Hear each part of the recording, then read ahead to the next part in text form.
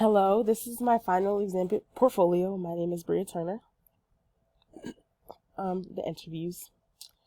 First, I interviewed Gina for the first question of what is motivation and do you believe it's a science. She said she believes motivation is making my environment look better, and she does not believe it's a science. For the question of what are some areas/things that you believe a motivational psychologist studies, she said she thinks they study the environment that a person lives in as well as their age, and they may also study their financial situation. When I asked her if she believes social media motivates us and can impact our emotions, she said yes, because a lot of people do not seem to have a mind of their own and feel the need to try to keep up with others. It does impact emotions because I can watch something and react one way while others may be affected differently. For the question of what motivates her, she says if it seems like I'm being denied something or talked down on, it motivates me to push harder. Working for ARC of Baltimore, when I switched from working the weekends to the weekdays, they tried to lower my pay despite the fact that I already had seniority, and that motivated her to leave. When I asked if she thinks she's a procrastinator, she said yes, that she always feels like she's been one. When I asked if she saw motivation as being important to understanding everyday behavior, she said no, because she usually does not feel motivated to do things every day. When I asked the question that I made of how do you think procrastination has affected your life? She said if she was not such a big procrastinator, she may be in a different or better career and may have furthered her education some more. I next interviewed Shonda for the first question of what is motivation and does she think it's a science. She said she thinks motivation is a drive or a lack of a drive that pushes you to or keeps you from reaching goals, doing tasks, being the best form of yourself.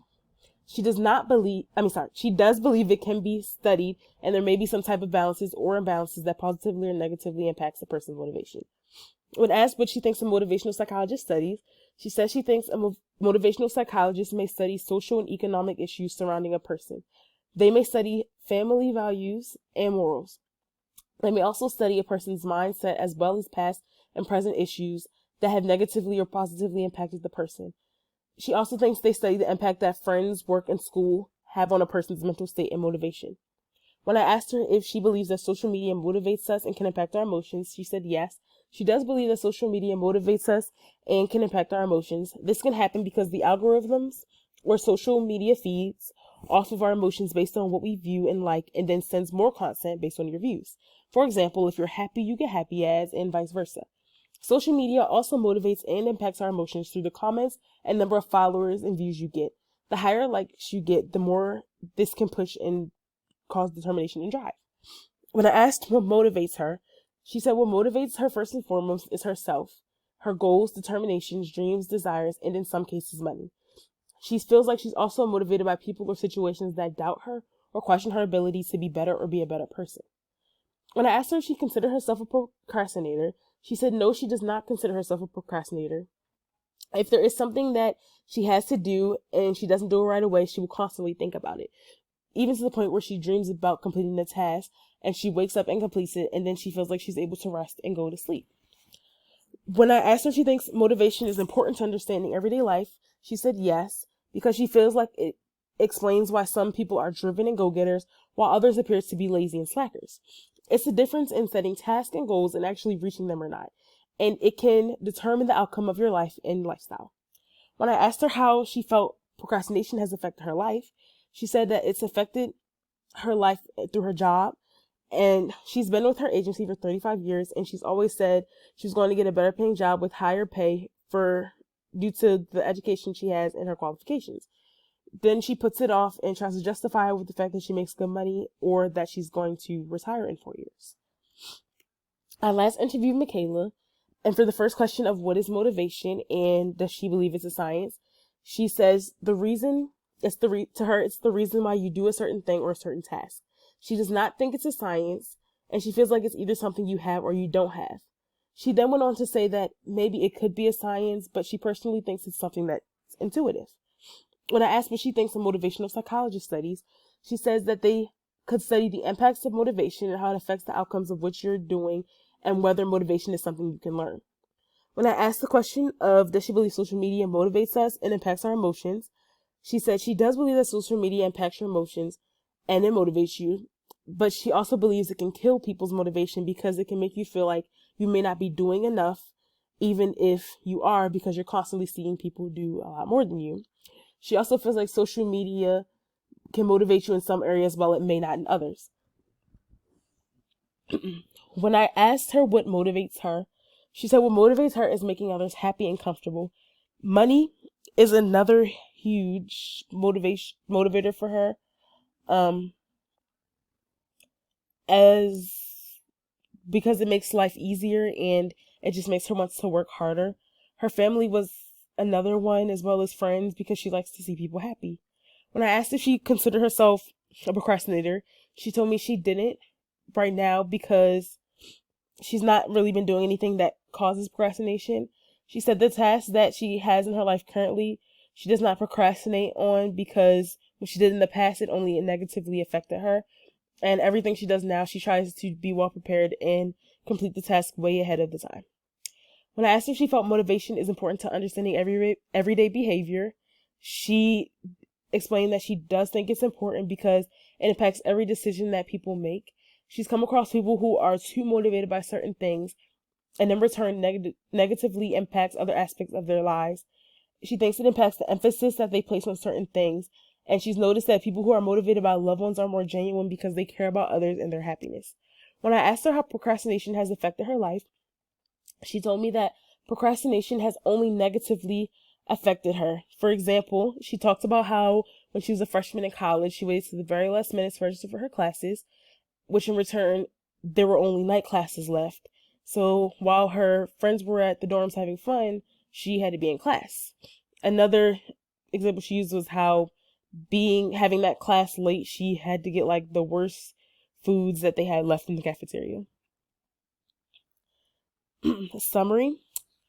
So for the interviews, I noticed that Gina seemed to have a very different idea of what motivation is from Shonda and Michaela. She was also the only one who sort of struggled with answering that question. The people I interviewed are all very different ages, and you can sort of tell this played into a lot of the responses, especially when I asked about how procrastination affected their lives. Gina and Shonda, who are in their 50s and 60s, explained how procrastination affected their lives in a way that they could have been further in life because at this point, the ages they are, their circumstances are less likely to change. Whereas Michaela, who's in her 20s, talked about the situation and that it's something she could change, which it did, and she learned from it and why procrastinating is not something she wanted to continue.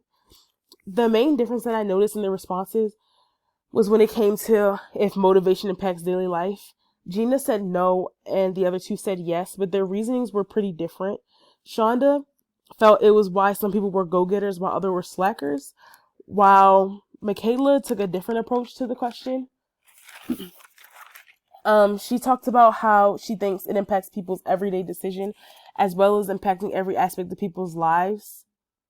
I feel like Shonda and I had the most similar perception of what motivation is, and also on social media and how it impacts your emotions and motivation. You can tell we basically have the same idea on motivation and how it affects people. I think Michaela and I had a similar reasoning on what motivates us. We both said family because it makes us both happy to see people around us be happy. So reflecting on this. So for the first one, I chose being very cautious is a positive evolutionary trait. I had originally said disagree, which I was wrong.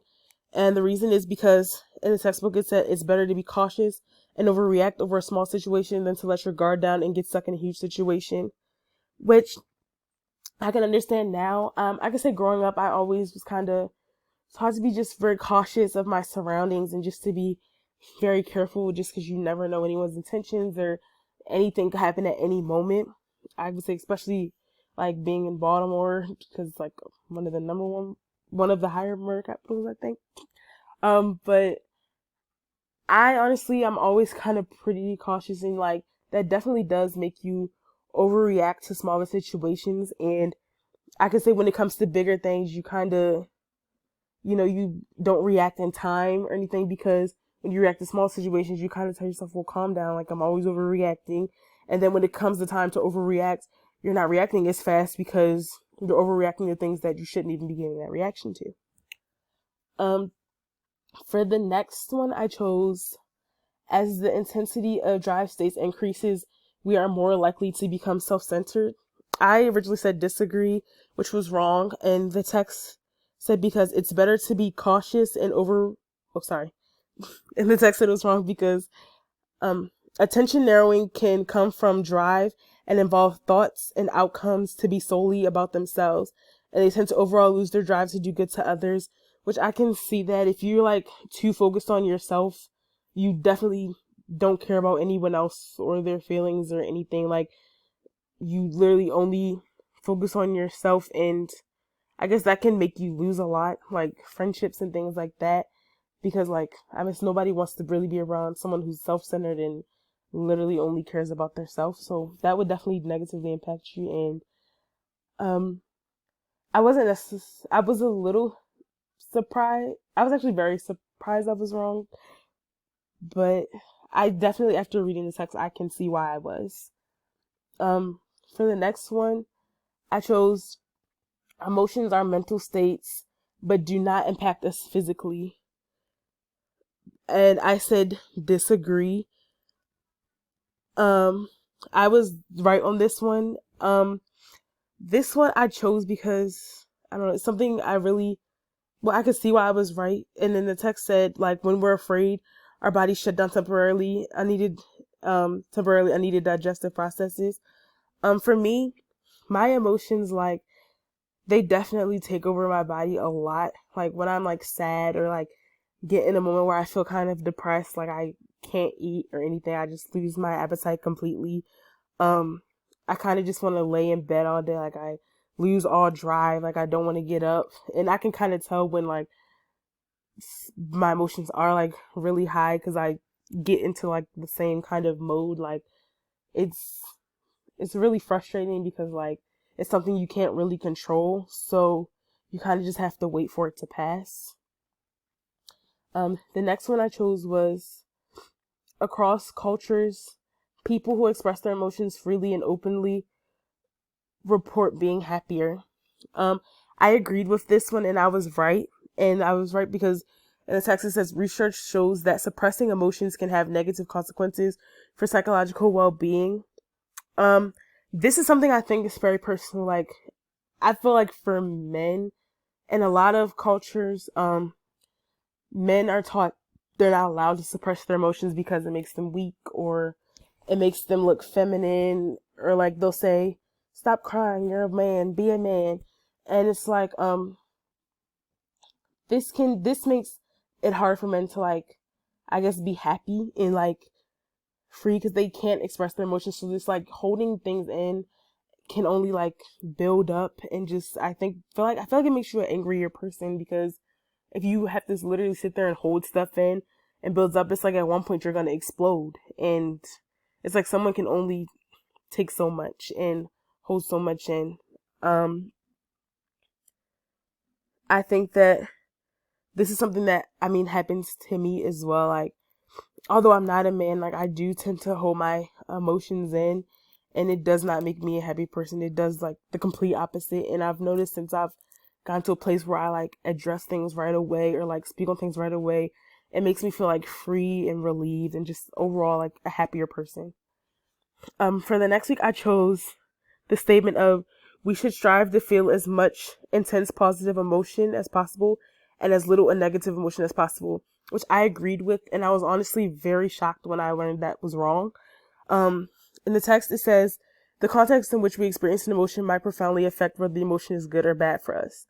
I would say this one surprised me, because you constantly hear as like growing up, like, be happy, be positive, like smile and stuff like this. So you just think like, it kind of makes you feel like it's bad to be like a negative person or have any negative emotions, because like people make it seem like nobody's going to want to be around you if you're a negative person or anything like this.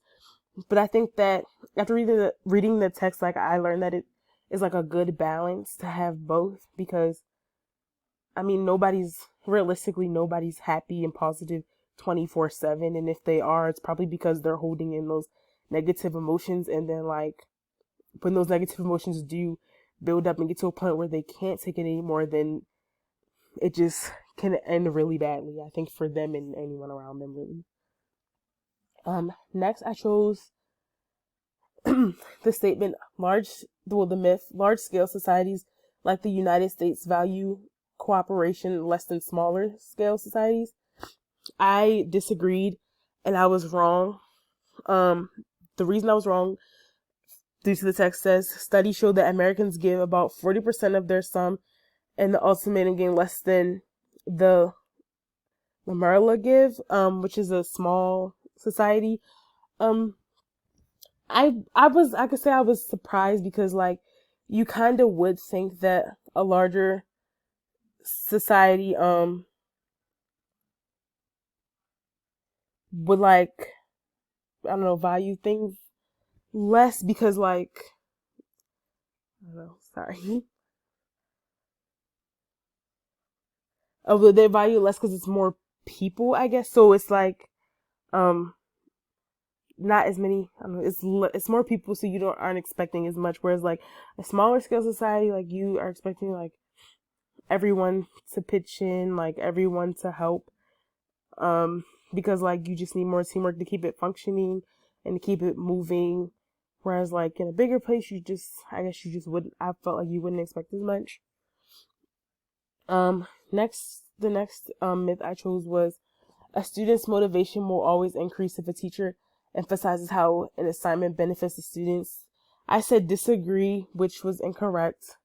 And the text says motivation can come from the benefits associated with achieving a goal, which that makes sense after hearing it. Like, I could think like back when I was in elementary school, when I guess the teacher would be like, whoever is the first to finish this, you get this treat, or you get more recess. It definitely motivates you and you want to be the first because you want that prize. And it's like, I mean, the teacher knows what they're doing. They want their students to work hard and give their best.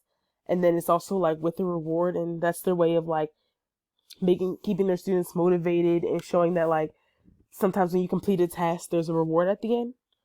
The last myth I chose was self-efficacy is based on your abilities to complete a task. I agreed, which I was wrong. Because the text says self-efficacy refers to your beliefs about your ability to effectively perform the task needed to attain a valued goal. This surprised me. I just felt like, I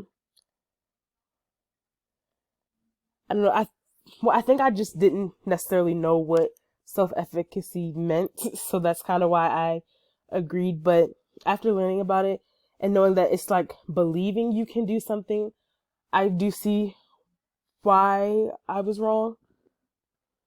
I think that it's important to believe in yourself rather than like depending on other people to push you to do something, because you kind of get further if you believe you're capable of doing things, and that like ties into like being motivated. You have to like believe in yourself and push yourself to get to the point where you want to be at. And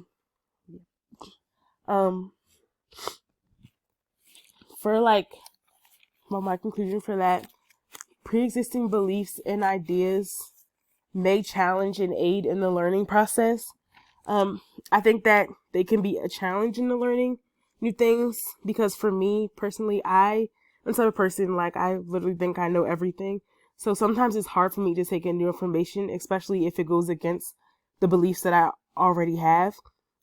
It can aid you as well, though, like when it comes to learning new things, especially if it's a belief you already have.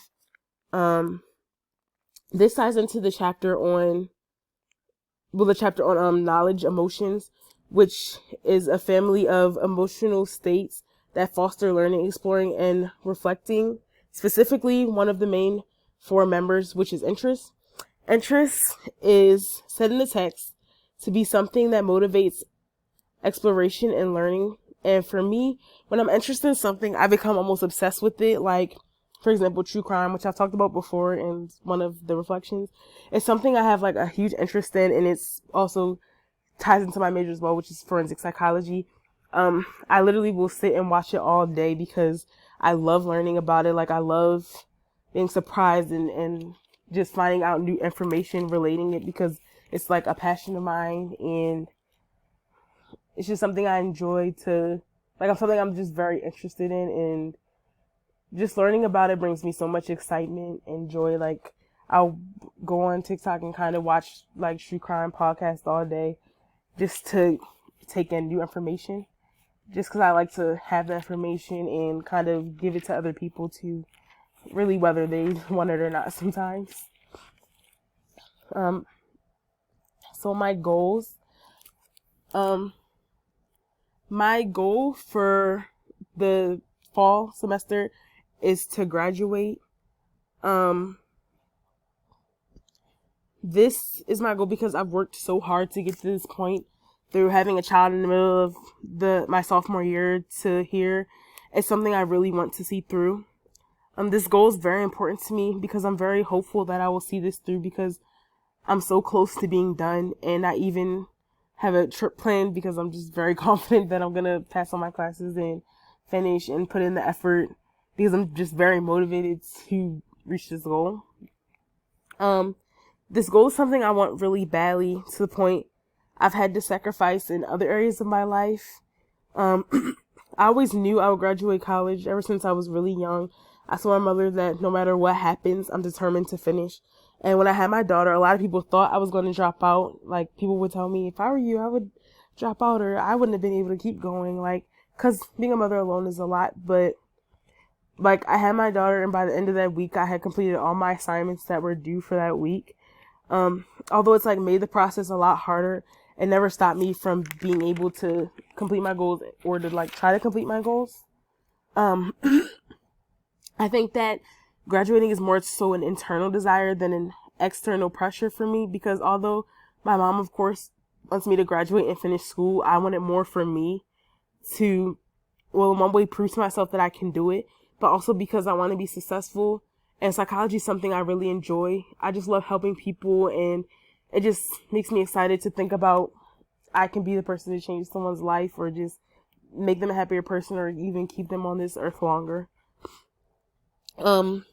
I think self-efficacy plays a huge role into how obtaining this goal, obtain this goal, because it's the belief about your ability to effectively perform the task needed to attain a value goal.